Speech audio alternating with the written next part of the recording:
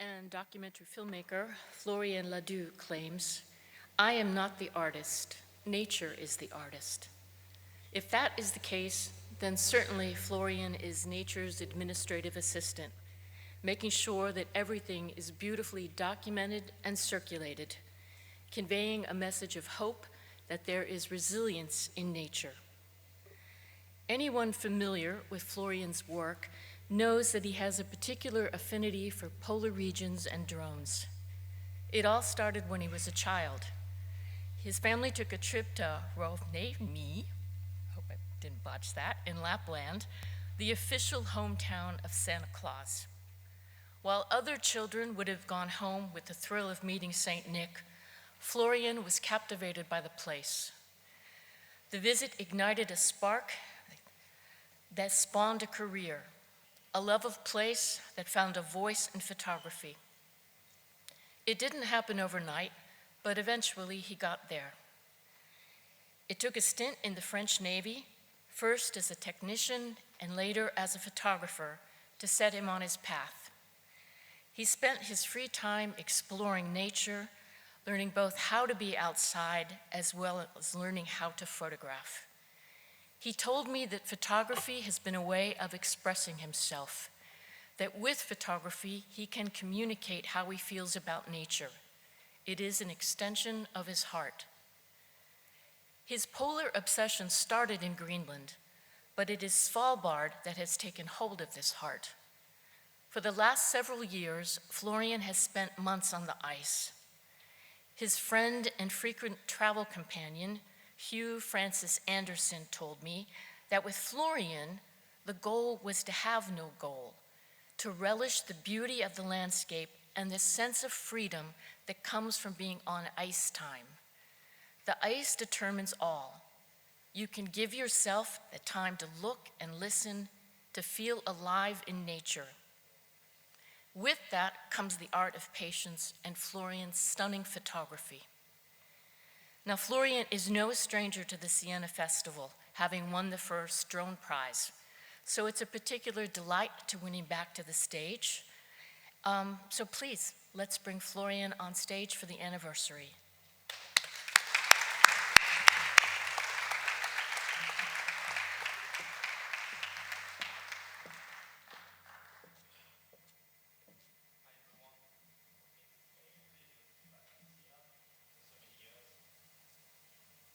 I would like to start this session with a question for you. A question that hopefully might stay with you for the rest of this talk, and maybe longer. What does nature mean to you? You and your daily life. Well, I know this was more than a question, right? But if I'm asking, it's because, to me, from my perspective, nature is everything we have on the planet to love and cherish, first and foremost. And hopefully tonight, I'll be able to share with you some of the joy and wonder that nature can bring. For the past 5 years, my friend Oscar and I have dedicated our entire winter and spring living on the sea ice, immersed in this ecosystem, the Arctic. It gives us the opportunity to witness, document the beauty, but also the fragility of this place. Here we see a set of images showing the places in which we walk, live, and daily move. In this part of the world, in the winter time, the light paint artistic colors on a white canvas. The nuances of blue, pink, oranges make it absolutely otherworldly. But in such a beautiful place, one could easily get full and forget how difficult it is to walk in the Arctic. Not only we walk in a remote location, but we also walk on a platform that is constantly changing every single day, the sea ice. It breaks and cracks under the power of the storms, the glaciers, and the tide. Now imagine adding to this beautiful landscape a majestic animal, the polar bears. It is absolutely stunning. For being able to spend our time there, out on the ice, immersed in this ecosystem for months at a time, my friend Oscar tailor-made those small boxes that we pull behind the snowmobile. The pods, as we call them, they are home for the winter. Not only they provide us with a unique system to be out and make us independent, but they also provide us with safety and warmth at the same time. Pod life is more than a logistical choice. It is a full immersion in nature. In such a place, our inner landscape, the mind, merges with the outer landscape of nature. Of course, during the winter, we are faced with some extreme weather. I remember one winter particularly when the wind hit us up on a glacier and the temperature dropped below minus 75 degrees Celsius for more than 18 hours. Believe me, that day I understood that hell is not a hot place, it is a cold place.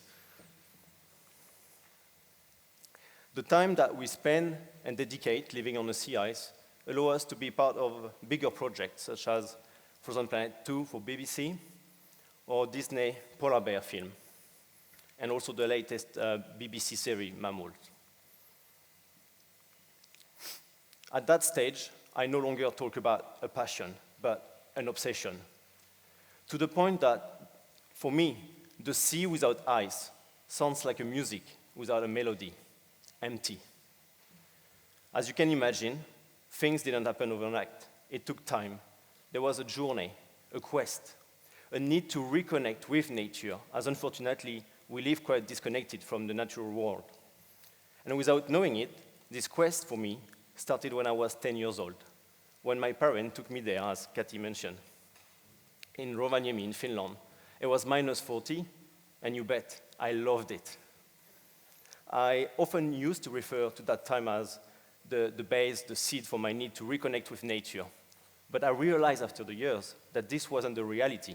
The truth is that we all have this need to be part of nature, because this is our origins. This is where we come from. So tonight, I'd like to share with you some of the most powerful moments that I had with the wildlife there. Some intimate time, transformative time that allow me to reconnect with nature. And hopefully some moment of wonder that have often brought tears to my eyes. Here we are early March. The sun has just returned to the sea ice after several months of darkness. The sun becomes a blessing, a source of life. It's minus 30, everything freezes, and the sunset feels like forever. In this beautiful light, we met a male bear following the tracks of a female. He seems to also have a quest. For several days and weeks, if necessary, he will follow the tracks and the scents of the female without even seeing her at all. He was beautiful. He was pure, big, and he was relentless in his quest. As he came closer, curious to smell us, in a perfect silence, I could hear him breathing. In the power of the moment, I've got goosebumps all over my body. Then, he kept going, tireless. Eventually, later, a few days, he met the female. And now on, they will cover together different types of sea ice in different weather for several weeks. But at the very beginning, they keep their distances. The male copies all the movement of the female. So if she stops and sleeps, he stops and sleeps. If she stops and hunts, like here, he stops and keeps the distance. Otherwise, the female might push him back. But eventually, at some stage, after some weeks together, the female decides that he is the right male, and she let him come closer into the intimate zone.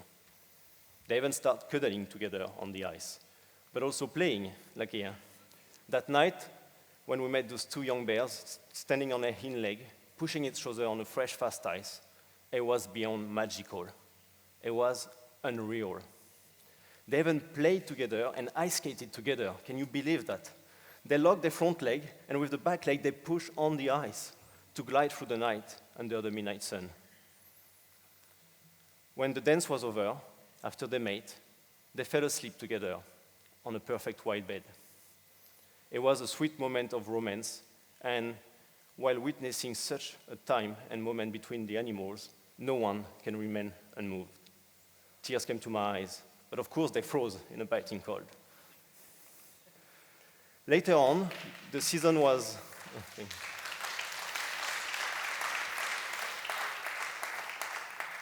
Later on, the season was marked by heavy storms, when we could finally return to the sea ice and start walking again. It was a disaster. The sea ice, our walking platform, and also the bears' living platform, has been pushed away from the shoreline where we stood, leaving between us and the ice a void of open water that we see here start to refreeze on the left side. Here, from above, we understand much better the situation with the shoreline, the crack, and the ice going away. So it was also a matter of time before the ice would be totally gone with the wind. But of course, the refreezing sea becomes a playground of art. I often refer to the sea ice as an open-air art museum, constantly changing every single day with new masterpieces. It is art made by the power of Mother Nature. On this thin ice, we met another male. Like us, it felt like he was struggling with the thin ice. So here, he's lying down, spreading his legs in order to distribute the weight to not fall through the ice. From above, we have a better understanding of how thin the ice was. But the bears are extremely talented, and they learn the skills it takes to navigate the fresh, fast ice from the very young age. Like here, we met this young cub playing at the ice edge, jumping back and forth between the ice and the open water, using this thin layer of ice to come out. That way, by playing, they learn everything they need to know to survive in life. But he was not alone. His brother wanted to come also for the fun time, ran on him, jumped, and broke through the ice. Then he tried to walk underwater on the thickness of the ice. This was actually hilarious. After they played enough and the cub got tired, they left the ice edge. The female found an iceberg, sat on the top, and not far from us, started to breastfeed them. It was an intimate moment with them.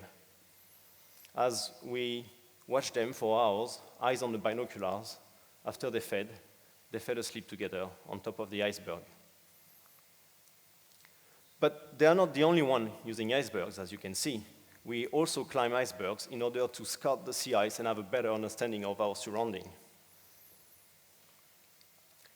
During the second part of the season, we met Svetlana, her brother, and their mother, Elsa.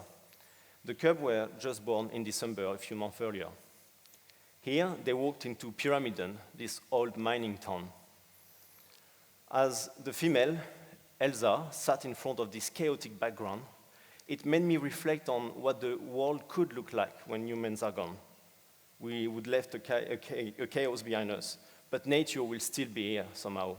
And this, to me, was a sign of hope. Svetlana and her brother should have stayed with their mother for 2.5 years, like most of the cubs in the Arctic. But at the age of 2, a male came to mate with their mother, and as the cubs were doing absolutely fine, the female decided to split and let them go. Last year, a late evening of May in spring, I had the chance to meet Svetlana again, as she was 3 years old, hunting alone. It was extremely comforting for me to see her thriving alone and to see that her mother had succeeded in raising 2 cubs. It was even more important to me as I saw them growing from the very first year they were born. Across the Arctic, 50% of the cubs do not survive the first year, and only 38% will make it to the age of 5. So now not only Svetlana became independent quickly, but she also started to hunt reindeer, like her brother and many other young bears. It is a fairly increasing behavior that we see being passed on from female to cubs. On that note, if you want to see more about this behavior, I recommend that you check the mammal series from BBC, where we have a full sequence. While walking and observing such a behavior and hunting tactics, a question ultimately comes to mind. Will the bears disappear when there is no more sea ice? Well, not necessarily. What we see with nature in many places is that when we protect nature, nature has a strong capacity to adapt, change, has a strong resilience, and can even repair our mistakes sometime, but only if we give it a chance. Today, we still kill 1,000 polar bears every single year. Between 1963 and today, 60,000 polar bears were shot. With the time, the years, and the experience, we have noticed many details in the bears. For example, the female do not separate from the cubs in one day, but it is rather more like us humans. We keep an eye on our children when they are gone. So in that way, we saw some females following the track of the cub a day behind to keep an eye on them. Or sometimes, also the other way around. The cub followed the mother from a few days behind, eating on a leftover that she could kill. Early March this year, we met a female. She was sadly out of the den very early, and most likely she lost her cub. She was extremely weak and not in a good shape at all. And perhaps on this image, you can see her crying almost. To me, it really felt like this. It was a heartbreaking moment. But on the other hand, the bears can appear to be extremely joyful, like this young female here that we used to know and call the Grinch. She played alone for many, many hours like this at the ice edge in a seal hole, clearly having fun. While facing some extreme weather in a place where we are only simple visitors, it creates in us a sense of admiration, a contemplation, and a respect for the place. It makes us feel tiny, tiny, tiny, tiny humans. It is a humbling experience to observe those animals, not only surviving in this extreme weather, but thriving. All the individuals that we meet on the sea ice are different. They all have different characters, different behaviors, and also physical differences that in turn can help us to recognize them year after year. That female here, the Grinch again, when she died last year, we spent a lot of time with her before, and when she died last year, it was an extremely difficult moment for me, and I never thought I would cry that many days for an animal. She felt like a friend. Animals, they have also emotions like us.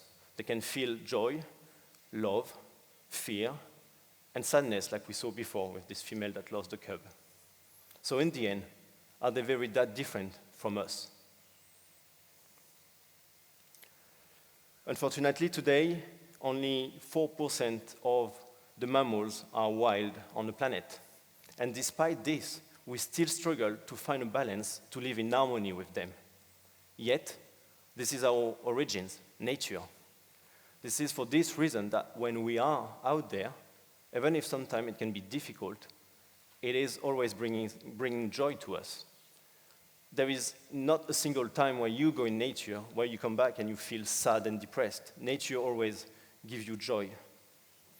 It is like realizing that we are part of something much bigger than us, and something that we need to protect, because it sustains our life on the planet. I'm sure you have heard of it. The Arctic is melting extremely fast. And Svalbard, where we work, 7 times faster than the rest of the world. But yet, what we see in Svalbard is that when we protect a place, like most of the species there that are protected, they are actually stable, if not going up in numbers. While facing the climate disruption, the loss of biodiversity, it is moreover important that we reconnect with nature. Because in the end, the climate disruption, the loss of biodiversity, they are not issues. No, they are consequences of our bad actions that comes from our disconnection with nature. If we feel part of a society, a family, like the Siena family, we usually want to protect it. We want to nourish it, to make it a better place, right? So if we could feel like we are part of nature, we would protect it instead of destroying it. To illustrate my words, I often say that we have like a big fire on the planet, which in some places of the world is actually accurate. Now with that, I describe by that the loss of biodiversity, the climate disruption, and all the stress we put on the planet. On this fire, we put water. What I call the water is all the daily action we are taking to try to make it better, polluting less, greener cars, consuming less, and so on. And don't get me wrong, we need to put the water on a fire. But we also know that to stop a fire, we need to cut off the source of fuel feeding this fire. And this source of fuel that feeds the fire is our disconnection with nature. So, in one hand, we try to protect, but we do not succeed because we are treating the consequences instead of the cause. I would like to share with you a short video that hopefully can transport you into a journey.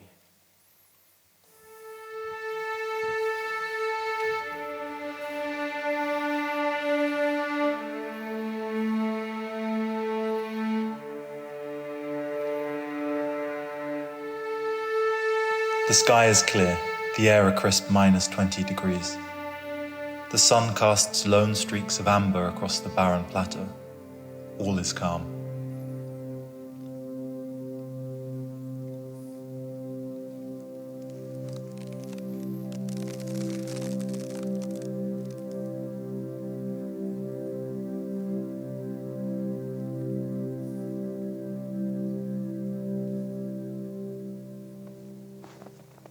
In the distance, an agile movement slices through the eternal white.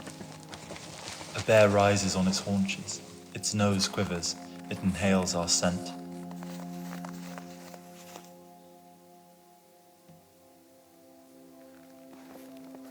Sunlight ricochets off the sea ice and ennobles this great animal.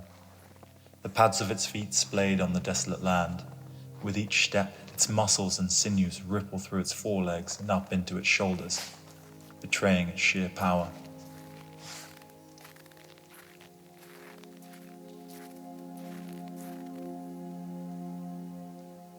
But in a moment the bear before us is gone. Its vast body morphed once again with the landscape.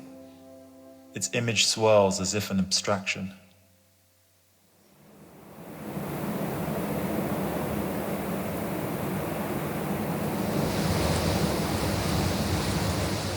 All of us, united here in the cold and drawn to one another, share more than landscape. We share mutual curiosity. Who are you? I may never know.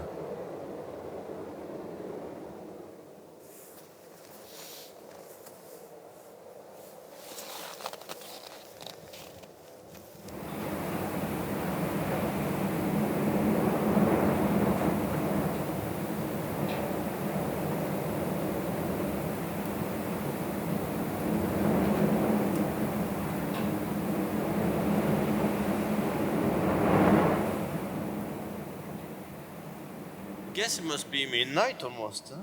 Or nearby, and the light is amazing. We have all those big mountains over there, and it's something I love in the Arctic. This light is so insane.